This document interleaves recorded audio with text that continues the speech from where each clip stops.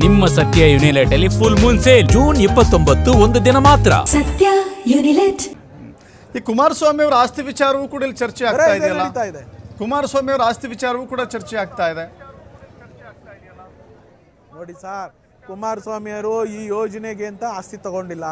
ಅವ್ರು ಯಾವಾಗ ತಗೊಂಡಿದ್ದಾರೆ, ಯಾರು ಅವ್ರ ಆಸ್ತಿ ಬಗ್ಗೆ ಮಾತಾಡ್ತಾರೆ ಅವ್ರನ್ನ ನಿಮ್ ಚಾನೆಲ್ ಕರೀರಿ. ಯಾವಾಗಪ್ಪ ಅನಿತಾ ಕುಮಾರಸ್ವಾಮಿ ಆಸ್ತಿ ತಗೊಂಡಿದ್ದು ಎಷ್ಟನೇ ಇಸ್ವಿಲಿ? ಈಗ ತಗೊಂಡವ್ರ? ಈ ಯೋಜನೆ ಬರ್ತದೆ ಅಂತ ತಗೊಂಡಿದಾರಾ? ಡೈರಿ ಮಾಡಬೇಕು ಅಂತ ಅವರೇ ಹೇಳಿದ್ದಾರೆ. ಹಂಗಾರೆ ತಗೋಬಾರ್ದು ಆಸ್ತಿನ? 27 ಎಕರೆ ತಗೊಂಡವ್ರೆ. 5 ಎಕರೆ ನಿಖಿಲ್ ಕುಮಾರಸ್ವಾಮಿ ಅವರು ಕೊಟ್ಟವ್ರೆ, 27 ಎಕರೆ ಅವ್ರು ಮಾಡಿಕೊಂಡಿದ್ದಾರೆ, ಅವ್ರ ಹೆಸರಲ್ಲಿದೆ. 32 ಎಕರೆ ಜಮೀನಿದೆ. 32 ಎಕರೆ ಮೇಲೆ 1 ಎಕರೆ ಜಮೀನಿದ್ರೆ ತೋರ್ಸಕ್ ಹೇಳಿ ಅವ್ರಿಗೆ. ನಾನ್ ತೋರ್ಸ್ಲಾ ಯಾರ್ಯಾರ ಹೆಸರಲ್ಲಿ ಬೇನಾಮಿ ಆಸ್ತಿಗಳು ಮಾಡವ್ರೆ ಅಂತ? ಯಾರ್ಯಾರು DC ಆದಿಯಾಗಿ, MP ಅವರು ಹಿಂದೆ XMP ಅವರ ಆದಿಯಾಗಿ, ಬಾಲಕೃಷ್ಣ ಅಲ್ಲಿ MLA ಅವರ ಆದಿಯಾಗಿ, GBD ಅಧ್ಯಕ್ಷ ನಟರಾಜ ಅವನ ಆದಿಯಾಗಿ ಯಾರ್ಯಾರು ಇಲ್ಲಿ ಆಸ್ತಿಗಳು ಬೇನಾಮಿ ಹೆಸರಲ್ಲಿ ಈ ಯೋಜನೆ ಬರುತ್ತೆ ಅಂತ ಖರೀದಿ ಮಾಡಿದ್ದಾರೆ ಅಂತ ನಾನು ಪಟ್ಟಿ ಬಿಡುಗಡೆ ಮಾಡ್ತೀನಿ. ಅವ್ರು ತಾಕತ್ತಿದ್ರೆ ಬೇರೆ JDSನವರು, ಕುಮಾರಸ್ವಾಮಿನೋ ಇನ್ನೊಬ್ರು, ಇಲ್ಲಿ ರವಿಕೃಷ್ಣ ರೆಡ್ಡಿ ಅವ್ರು ಕೂತಿದ್ದಾರೆ, ಅವರು ಬೇನಾಮಿ ಯಾರಾದ್ರೂ ಇದ್ರೆ ತೋರ್ಸಕ್ ಹೇಳಿ. ಬೇನಾಮ ಆಸ್ತಿ ಮಾಡಿ ಅದರ ಲಾಭವನ್ನು ಲಪಟಾಯಿಸೋದಂತನ?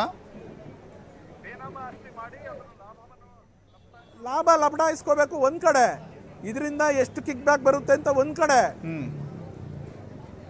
ಸರ್ಕಾರದವ್ರು ಕೇಳಿ ಸರ್, ನೀವು ಯಾರಪ್ಪ ನಿಮ್ಮ ಹತ್ರ ಬಂದಿರೋದು ಈ ಲೇಔಟ್ಗೆ ನಮ್ಗೆ ಜಾಗ ಬೇಕು ಅಂತ ಕೇಳಕ್ ಹೇಳಿ ಸರ್.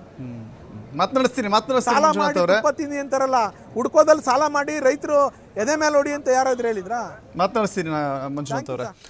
ನಾಗರಾಜ್ ಅವರೇ, ಗಮನಿಸ್ತಾ ಇದ್ದೀರಿ, ಹೋರಾಟ ತೀವ್ರಗೊಳ್ತಾ ಇದೆ. ಪ್ರತಿಯೊಬ್ಬರೂ ಕೂಡ ರೈತರ ಪರವಾಗಿ ನಿಲ್ಲುವಂಥ ಕೆಲಸವನ್ನು ಮಾಡ್ತಾ ಇದ್ದಾರೆ. ಬಟ್ ಇದು ಕೇವಲ ಹಾದಿ ಬೀದಿ ಹೋರಾಟ ಮಾಡ್ತಾ ಇದ್ದೀರಿ ನಿಜ, ಬಟ್ ಕಾನೂನಾತ್ಮಕವಾಗಿಯೂ ಕೂಡ ಹೋರಾಟ ಮಾಡಬಹುದಲ್ಲ? ನಿಮ್ಮ ಅವಕಾಶ ಇವಾಗ ಆಲ್ರೆಡಿ ಕಾನೂನಾತ್ಮಕವಾಗಿ ಹೋರಾಟ ಮಾಡೋಕ್ಕೆ ನಾವು ಸಿದ್ಧತೆ ಮಾಡ್ಕೊಂಡಿದ್ದೀವಿ. ನಾವು ಏನು ಈ 3 ಹಳ್ಳಿಗೆ ಫೈನಲ್ ನೋಟಿಫಿಕೇಶನ್ ಆಗಿದೆ. ಆ 3 ಹಳ್ಳಿ ಭಾಗದವರು ಕೂಡ ರೈತರುಗಳು ನಾವು ಹೋಗ್ತಾ ಇದ್ದೀವಿ, ಕಾನೂನು ಹೋರಾಟಕ್ಕೆ ಹೋಗ್ತಾ ಇದ್ದೀವಿ.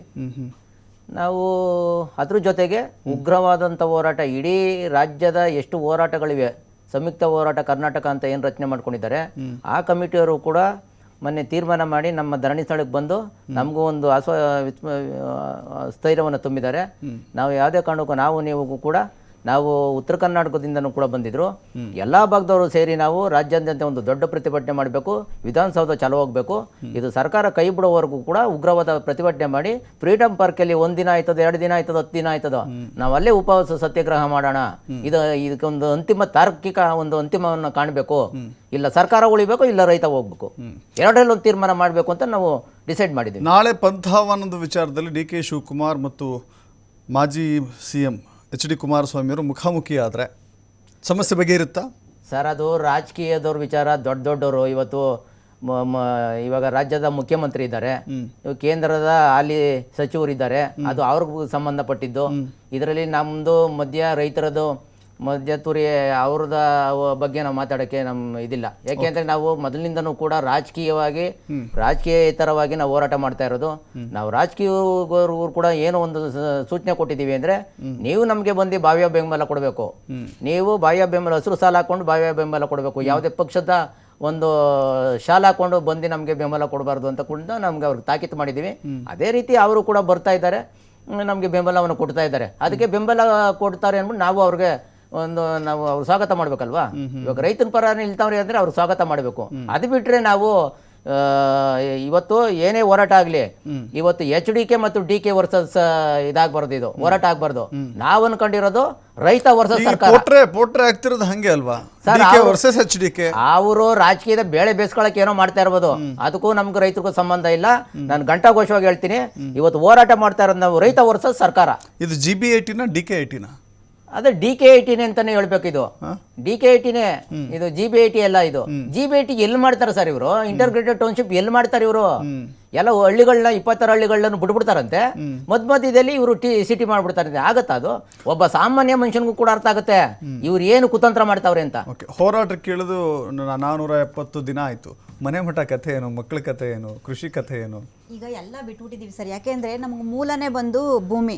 ಯಾಕೆಂದ್ರೆ ಭೂಮಿ ಇದ್ರೇನೆ ನಾವು ಅದರಲ್ಲಿ ನಮ್ಮ ಭವಿಷ್ಯದ ಭವಿಷ್ಯಕ್ಕೆ ಒಂದು ಭದ್ರತೆ ಕೊಡಕ್ಕೆ ಆಗೋದು ನಮಗೆ ಭೂಮಿಯಿಂದ. ಆ ಭೂಮಿನೇ ಇಲ್ಲ ಅಂದ್ಮೇಲೆ ನಾವು ಏನು ಮಾಡಕ್ಕೂ ಆಗಲ್ಲ. ಯಾಕೆಂದ್ರೆ ಕೊಡೋ ದುಡ್ಡು ಜಾಸ್ತಿ ದಿನ ಇರಲ್ಲ. ಇವರು ಹೇಳ್ತಾ ಇದ್ದಾರೆ ಅವ್ರು ಮಾಡಿದ್ರು ಇವ್ರು ಮಾಡಿದ್ರು ಅಂತ. ಯಾರಾದ್ರೂ ಮಾಡ್ಲಿ, ಅವತ್ತು ಇವರು ಕುಮಾರಸ್ವಾಮಿ ಅವ್ರು ಮಾಡಕ್ ಹೋದಾಗ ಇದೇ ಶಿವಕುಮಾರ್ ಅವ್ರು ಬಂದು ನಮ್ಗೆ ಸಹಾಯ ಮಾಡಿದ್ರು. ಇವರು ಅವಾಗೂನು ಇದೊಂದು ರಾಜಕೀಯವಾಗಿ ತಗೋಬೋದಿತ್ತಲ್ವಾ. ಅವಾಗ ಅವರು ರೈತರ ಪರ ಅಂತ ಬಂದ್ರು. ಈಗ ಇವ್ರು ಬರ್ತಾ ಇದ್ದಾರೆ. ಇವರು ಅದೇ ಇವಾಗ ವಿರೋಧ ಪಕ್ಷದವ್ರು ಆಡಳಿತ ಪಕ್ಷದವ್ರು ಅದೇ ಅಲ್ವಾ ಸಮಸ್ಯೆ ಸರ್. ಇವ್ರು ನಾವು ಏನ್ ಮಾಡಕ್ ಹೋಗ್ತಿರೋ ಅದಕ್ಕೆ ನಾವು ಮಾಡ್ಬೇಡ್ರಿ ಅಂತ ಅವ್ರು ಅಡ್ಡಗಾಲ ಹಾಕೋದೇ ತಾನೇ ಸಮಸ್ಯೆ. ಇದರಲ್ಲಿ ಬಡಪಾಯಿ ಆಗ್ತಾ ಇರೋದು ನಮ್ಮ ಹಳ್ಳಿ ಜೀವನ, ನಮ್ಮ ರೈತರ ಬದುಕು ಇಲ್ಲಿ ಬೀದಿಗೆ ಬೀಳ್ತಾ ಇರೋದು. ನೀವೇನಾದ್ರೂ ಮಾಡ್ಕೊಳ್ಳಿ, ನಮ್ಗೆ ಅದೆಲ್ಲ ಬೇಡ. ಈಗ ಒಂದು ಎಲೆಕ್ಷನ್ ಟೈಮಲ್ಲಿ ಬರ್ತೀರಾ, ನೀವು ವೋಟರ್ ಐ ಡಿ ತೊಗೊಂಬಂದ್ರೆ ವೋಟ್ ಹಾಕ್ತೀರಿ ಅಂತಿರಲ್ವಾ. ಈಗ ನೀವು ಇದನ್ನ ಮಾಡ್ಬಿಡಿ, ನೀವು ನಮ್ಮ ಭಾಗಕ್ಕೆ ಬನ್ನಿ, ನಮ್ದು ಪಾಣಿ ಆಧಾರ್ ಕಾರ್ಡ್ ತೊಗೊಂಬರ್ತೀವಿ, ನೀವು ನಮ್ಮನ್ನ ಪರನ ವಿರೋಧನ ಅಂತ ನೀವೊಂದು ಎಲೆಕ್ಷನ್ ಕಂಡಕ್ಟ್ ಮಾಡ್ತೀರಲ್ವಾ, ಆ ಥರ ಮಾಡಿಬಿಡಿ. ನಮಗೆ ಸರ್ 16 ದಿನದಿಂದ ನಮಗೆ ಸಾಕಾಗೋಗಿದೆ. ಪಾಪ ವಯಸ್ಸಾಗಿರೋರು ಇದ್ದಾರೆ, ಹಿರಿ ಜೀವಗಳು ಇದಾವೆ, ಅವ್ರಿಗೆ ಮೆಡಿಸನ್ ಕೊಡಬೇಕು. ಈಗ ನಿಮ್ಗೆ ಗೊತ್ತಿದೆ ಅಲ್ವಾ, ಅವ್ರಿಗೆ ಮೆಡಿಸನ್ನು, ಊಟ, ಪ್ರತಿ 3 ಟೈಮ್ಗೂ ಬಿಸಿ ಊಟ ಮಾಡ್ಕೊಡ್ಬೇಕು. ಮಕ್ಳು ಸ್ಕೂಲಿಂದ ಬಂದ್ರೆ ಸರ್ ಮಕ್ಳಿಗೆ ನಮಗೆ ಊಟ ಕೊಡೋಕ್ಕಾಗ್ತಾಯಿಲ್ಲ ಸರ್. ನಾವೆಲ್ಲ ಇರ್ತೀವಿ, ಪಾಪ ಮಕ್ಕಳೆಲ್ಲ ಬರ್ತಾರೆ, ಬೆಳಗ್ಗೆ ತಿಂಡಿ, ಮಧ್ಯಾಹ್ನ ಊಟ ಮಾಡಿರ್ತಾರೆ. ನಾವು ರಾತ್ರಿ ಹೋಗಿ ಊಟ ಮಾಡ್ಕೊಂತ ನಮ್ಮ ಮಕ್ಳುಗಳು ಹಸ್ಕೊಂಡಿರ್ತಾರೆ. ನಾವನ್ನದ ಹತ್ರ ಅಂತೀರಿ, ನಮಗೆ ಅನ್ನ ಇಲ್ಲ ಅಂತ ಪರಿಸ್ಥಿತಿಯಲ್ಲಿ ನಾವಿದ್ದೀವಿ ಈಗ. ಈ ಸರ್ಕಾರ ಇವ್ರು ಏನಾದ್ರೂ ಮಾಡ್ಕೊಳ್ಳಿ ಸರ್, ಹಾಳಾಗ್ ಮಾಡ್ಕೊಳ್ಳಿ. ನಮ್ಗೆ ಈ ಸರ್ಕಾರದ ಬಗ್ಗೆ, ಈ ಕಾನೂನು ಬಗ್ಗೆ ಇದೇನು ಬೇಡ. ನಮ್ಮ ರೈತರಿಗೆ ಈಗ ರಾಜಕೀಯದಲ್ಲಿರೋರ್ಗೆ ಜಮೀನ್ ಬೇಕು, ಹೊರಗಡೆಯಿಂದ ಬಂಡವಾಳ ಹೂಡೋರ್ಗೆ ಜಮೀನ್ ಬೇಕು, ಇವ್ರು ಕಾರ್ಖಾನೆ ಕಟ್ಟೋರ್ಗೆ ಜಮೀನ್ ಬೇಕು. ರೈತರಿಗೆ ಪಿತ್ರಾರ್ಜಿತ ಆಸ್ತಿ ತುಂಡು ಭೂಮಿ ಇಟ್ಕೊಂಡು ಬಾಳಕ್ಕಾಗಲ್ಲ ಅಂದ್ರೆ ಇವ್ರು ಯಾರು ಸರ್ ನಮಗೆ? ನಾವು ಈ ಕೆಲಸ ಮಾಡಬೇಡಿ, ನೀವು ರೈತರ ಕೆಲಸ ಮಾಡಬೇಡಿ, ಒಕ್ಕಲತನ ಮಾಡಬೇಡ್ರಿ, ನೀವು ನಾವ್ ಹೇಳಿದ್ದೆ ಕೆಲಸ ಮಾಡಿದ್ರೆ ಇವ್ರು ಯಾರು? ನಮ್ಗೆ ಅದಕ್ಕೆ ಹೇಳ್ತಾರೆ ನಮ್ಮ ಪ್ರಶ್ನೆ. ನೀವು 80% ಅಪ್ರೂವ್ ಮಾಡ್ರಿ, ನಾವು ಇವತ್ತೇ ಮನೆಗೆ ಹೋಗ್ತೀವಿ. ಇಲ್ಲ ನಾವು 80% ಅಪ್ರೂವ್ ಮಾಡ್ತೀವಿ, ನಮ್ಗೆ ಭೂಮಿ ಬಿಟ್ಕೊಡ್ಲಿ. ಡಿಬೇಟ್